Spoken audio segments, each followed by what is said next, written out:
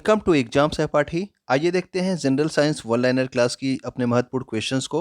ध्वनि की आवृत्ति कितनी होती है? तो ध्वनि एक जो है अनुदैर्ध्य यांत्रिक तरंग है और इसकी आवृत्ति कितनी होती है? तो 20 से 20,000 हर्ट्ज तक इसकी आवृत्ति होती है। ठीक है।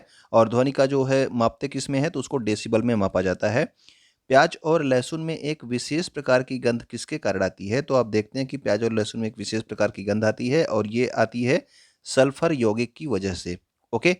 जल में अस्थायी कठोरता जो है ये किसके कारण होती है? अगर अस्थायी कठोरता की बात होगी तो ये कैल्शियम और मैग्नीशियम के बाइकार्बोनेट की वजह से होती है। ठीक है। तो कैल्शियम और मैग्नीशियम के जो बाइकार्बोनेट होते हैं इसकी वजह से जल में अस्थायी कठोरता होती है। लेकिन अगर स्थायी कठोरता की बात की जाएगी तो वो किसके कारण होती है? तो ये भी आपके कैल्शियम और मैग्नीशियम की वजह से होता है, लेकिन इनके जो है यानी कि कैल्शियम और मैग्नीशियम के सल्फेट, क्लोराइड और नाइट्रेट की वजह से होता है। ठीक।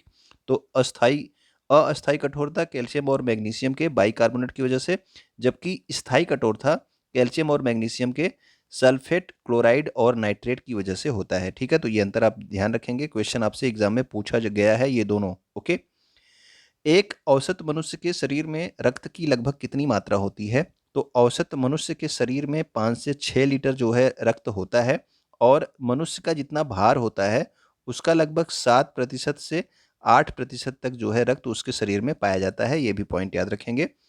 पौधों की आयु के निर्धारण की विधि क्या कहलाती है? तो पौधों की आयु का जो निर्धारण होता है वो पौधों के वार्षिक छल्लों को जो है गिन करके किया जाता है। ठीक है। और ये जो आयु निर्धारण की विधि है इसको क्या कहा जाता है? Dendrochronology. Okay.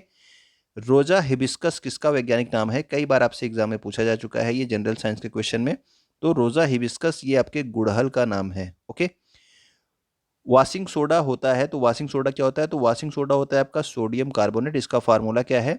NO2CO3 dot 10H2O। ठीक है। तो डॉट 10H2O आपका क्या है?